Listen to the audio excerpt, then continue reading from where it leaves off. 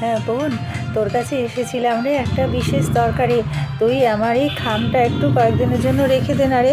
আমি একটু ভুবনেশ্বর যাচ্ছি আমার ছেলের সঙ্গে। আমার ছেলে এই স্যালারি অ্যাকাউন্টে যে টাকাগুলো তুলেছিল না, সেগুলো ব্যাংকে জমা দিতে পারিনি। আসলে ব্যাংক তো সেকেন্ড স্যাটারডে বন্ধ, আর আমাদের হাতে আর সময় নেই। আমরা না কালকে ফ্লাইটে চলে যাচ্ছি ভুবনেশ্বর। ভুবনেশ্বর থেকে এসেই আবার তোর কাছ থেকে খামটা নিয়ে নেব।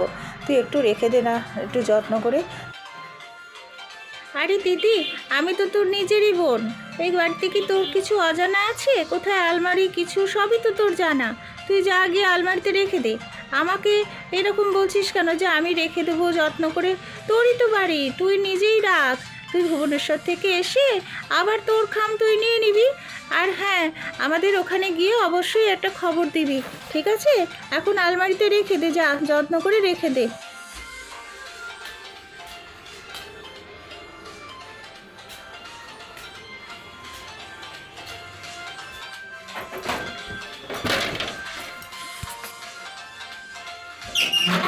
হ্যাঁ, আমি আসি রে বোন। চল দীপু, এবারে আমরা বেরোই, নাহলে ফ্লাইটটা মিস হয়ে যাবে। চল।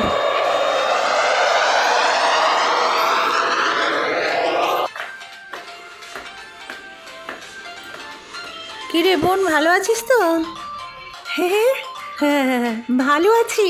বসো দিদি। হ্যাঁ, না রে বসবো না।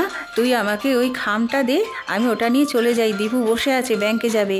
আর হ্যাঁ শোন, আমি পুরী থেকে তোদের জন্য অনেক কিছু এনেছি। একটা সময় পেলে গিয়ে সেগুলো নিয়ে আসবি পছন্দ করে। অনেক কিছু এনেছি। আর তোর মেয়েকেও নিয়ে যাবি, ঠিক আছে? এখন আজকের মতো যাই, আবার পরে আসবো। এখন ফোন করব আমি তোদেরকে, ঠিক আছে? এখন যাই রে। তুমি নিয়ে নাও না দিদি, আমি এখন রুটি করছি আটার হাত।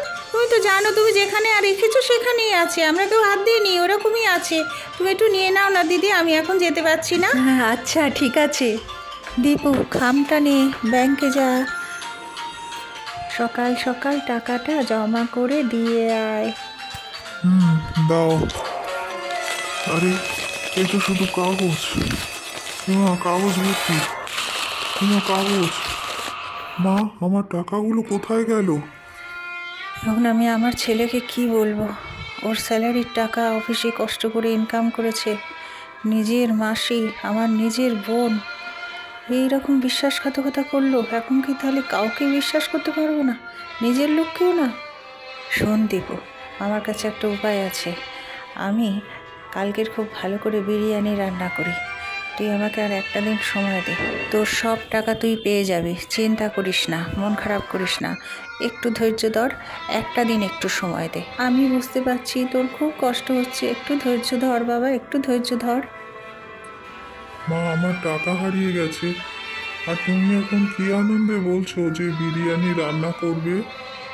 ছেলেকে এখন আসল রহস্য কিচ্ছু বলা যাবে না, এখন চুপচাপ শুধু বিরিয়ানিটা রান্না করি।